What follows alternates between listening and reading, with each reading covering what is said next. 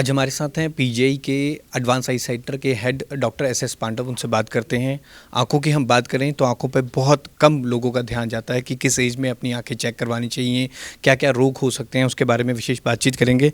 Doctor S Pandav, हम बात करें आंखों के रोगों की, खास तौर पर क्या क्या रोग इन दिनों आप देख रहे हैं लोगों में ज़्यादातर हो रहे हैं, और ग्लूकोमा को लेकर जो आप अवेयरनेस वीक चला रहे हैं, इस दौरान आप क्या करेंगे? देखिए, आँखों के वैसे तो काफ़ी प्रॉब्लम्स होती हैं जिसमें नज़र कम हो सकती है।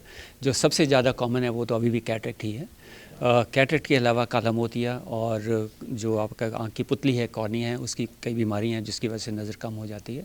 और आजकल डायबिटीज़ की वजह से भी काफ़ी लोगों का जो नज़र है वो उससे प्रभावित रहती है, क्योंकि डायबिटीज़ अगर अनकंट्रोल्ड हो तो उससे जो आँख का रेटिना है वो डैमेज हो जाता है और उसकी वजह से नज़र कम हो सकती है। लेकिन आज हम बात खासकर जो कर रहे हैं वो काले मोतिये के बारे में कर रहे हैं, क्योंकि काला मोतिया एक ऐसी चीज़ है, बीमारी है जिसका पता नहीं चलता। वो उसको डायग्नोस करना मुश्किल होता है, इन द सेंस कि उसके कोई सिम्टम्स नहीं होते, और जो जिनको काला मोतिया है उनको पता नहीं चलता कि उनको काला मोतिया है या नहीं है। तो इसलिए इसको एक साइलेंट थीफ ऑफ साइट भी कहा गया है, क्योंकि ये इससे नज़र धीरे धीरे कम हो जाती है, और जब तक पता चलता है कि नज़र कम हो रही है या काला मोतिया है, तब तक काफ़ी देर हो चुकी होती है। इसमें एक और चीज़ जो ध्यान रखने वाली ये है कि जो काले मोतिये की वजह से जो नज़र जाती है वो परमानेंट लॉस है। उसको आप रिकवर नहीं कर सकते, रिवर्स नहीं कर सकते, इसलिए उसको रोकना ज़रूरी है। इसमें अच्छी बात यह है कि इसको रोका जा सकता है। जो ब्लाइंडनेस है काले मोती की वजह से, उसको प्रिवेंट किया जा सकता है अगर काला मोतिया है तो भी।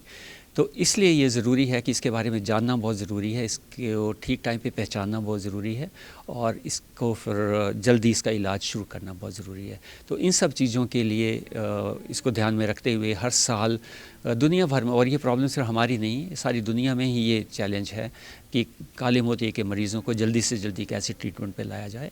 तो इसलिए ये सारी दुनिया में ही जो मार्च के महीने में फर्स्ट या सेकंड या थर्ड वीक में यूजुअली करते हैं, तो एक वर्ल्ड ग्लूकोमा वीक मनाया जाता है।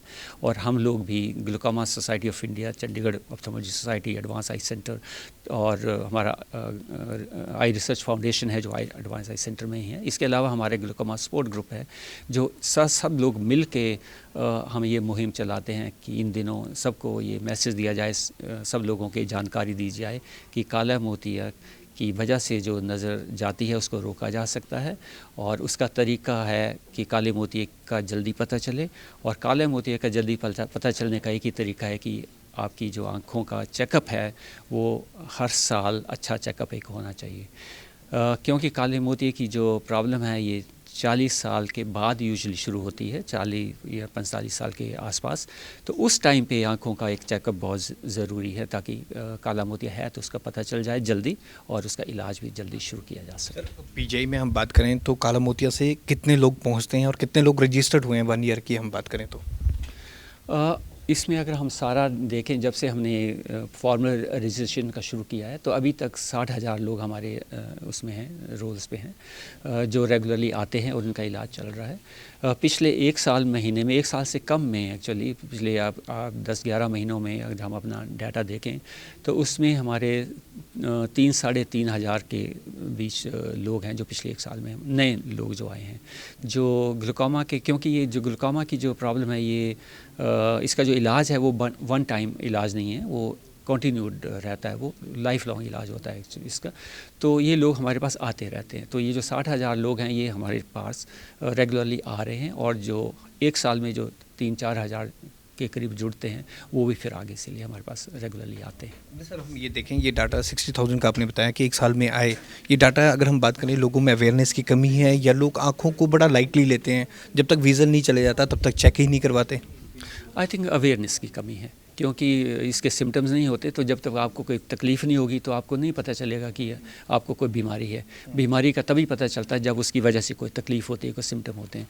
और काले मोतिये की जो तकलीफ़ है, जो सिम्टम है, वो होता है अंधापन, और वो बहुत लेट आता है इस बीमारी में, उसका पता बाद में चलता है। तो इसलिए जो शुरू की जो फेजेज़ हैं, जो अर्ली फेजेज़ हैं ग्लूकोमा के, वो इग्नोर हो जाते हैं, वो निकल जाते हैं। और अवेयरनेस कैंपेन का पर्पज़ यही है ताकि लोगों में ये पता चले कि काले मोतिये के लिए इंतज़ार नहीं करना है। अगर किसी को कोई काले मोतिये होने का रिस्क है ना, तो उनको जल्दी दिखाना चाहिए। अब आप सवाल ये आता है कि किन लोगों को रिस्क है। तो रिस्क एक तो उम्र के साथ, जैसे मैंने बताया कि 40-45 साल के में ऑटोमेटिकली कुछ रिस्क हर आदमी के लिए आ जाता है। उसके अलावा अगर आपकी फैमिली में किसी को काला मोतिया हुआ तो आपको ज़्यादा रिस्क होगा। इसके अलावा जो चश्मा पहनते हैं, जैसे मैंने पहन रखा है, तो काले मोतिये का जो मायोपिया है जिन लोगों को, उनको काले मोतिये का ज़्यादा संभावना होती है, तो उनको भी चेकअप करवाना चाहिए। अगर आपकी आंख में कोई चोट लगी हो पहले, या कोई इंजरी हुई, या कोई कॉम्प्लिकेटेड ऑपरेशन हुआ हो, तो भी काला मोतिये के लिए चेकअप ज़रूरी हो जाता है। इसके अलावा कुछ बीमारियां होती हैं आँखों की, जैसे आप कुछ दवाई यूज़ कर रहे हैं किसी और बीमारी के लिए, कोई आँखों में सोजिश है, उसकी वजह से काला मोतिया डेवलप हो सकता है। और कभी कभी जो आँखों की दवाइयाँ लेते हैं, जैसे स्टीरॉयड्स हम यूज़ करते हैं, कभी आँख में खारिश है, खुजली है, या कोई और बीमारी है जिसके लिए आपने स्टीरॉयड यूज़ किया और उसको फिर आप यूज़ करते रहे, उसको बंद नहीं किया और विदाउट सुपरविजन यूज़ करते रहे, तो उसमें भी बाद में काला मोतिया बन जाता है। तो ये सब चीज़ें अगर हैं तो उनको खास ध्यान रखना चाहिए और उनको जल्दी आके दिखाना चाहिए। एक सर क्वेश्चन से हटके था कि बड़े बुजुर्गों की हम बात करें तो उनकी आंखों की रोशनी बहुत तेज़ रहती थी, लेकिन इन दिनों यंगस्टर्स को हम देखें तो काफ़ी यंग एज में काफ़ी बच्चों को भी जल्दी से चश्मा लग जाता है। इसका क्या रीज़न है? आई थिंक इसके रीज़न तो कोई एक रीज़न नहीं है, मल्टीपल रीज़न हो सकते हैं। लेकिन एक चीज़ जो ध्यान में आई है कि जैसे जैसे हमारी जो रिक्वायरमेंट नियर वर्क की ज़्यादा हो गई है, जो स्कूल का जो पढ़ाई का प्रेशर ज़्यादा हुआ है, तो आई थिंक उसका भी उसमें कुछ संबंध है। दूसरी चीज़ ये भी देखी गई है कि जो बच्चे हैं जो बहुत इंडोर्स हैं, आई थिंक क्योंकि पढ़ाई लिखाई ज़्यादा, इंडोर ज़्यादा रहते हैं, तो बाहर सनलाइट को और जो डिस्टेंट ऑब्जेक्ट्स हैं उनका एक्सपोजर जो है वो कम है। तो उसकी वजह से, क्योंकि अब उनकी जो आई साइट है वो नियर पे फोकस्ड है, तो जो हमारा सिस्टम है आँखों का वो एक नियर के लिए फोकस हो जाता है, तो इसलिए वो दूर को देखने के लिए फिर उनको चश्मे की ज़रूरत पड़ती है। तो आई थिंक ये हमारे जो छोटे बच्चों के लिए खासकर आई थिंक हमें ध्यान रखना चाहिए कि वो हर रोज़ बाहर 1-2 घंटे ज़रूर खुली हवा में, खुले में और रोशनी में खेलें। और जो बहुत ही नज़दीक का काम है, जैसे आजकल बहुत सारे बच्चे उसमें टैबलेट्स पे या मोबाइल फ़ोन पे या टेलीविज़न पे गेम्स में ज़्यादा रुचि रखते हैं, तो उसको थोड़ा सा आई थिंक कंट्रोल करने की ज़रूरत है। ठीक है, thank you. Glaucoma awareness week ये चलाया जा रहा है पीजीआई की एडवांस आई सेंटर की तरफ से। 12 मार्च से 18 मार्च तक ये अवेयरनेस वीक चलेगा। इसके तहत लोगों को ग्लूकोमा बीमारी के तहत अवेयर किया जाएगा। कैमरामैन रजत के साथ भगवत सिंह, पंजाब केसरी, जगबानी टीवी, चंडीगढ़।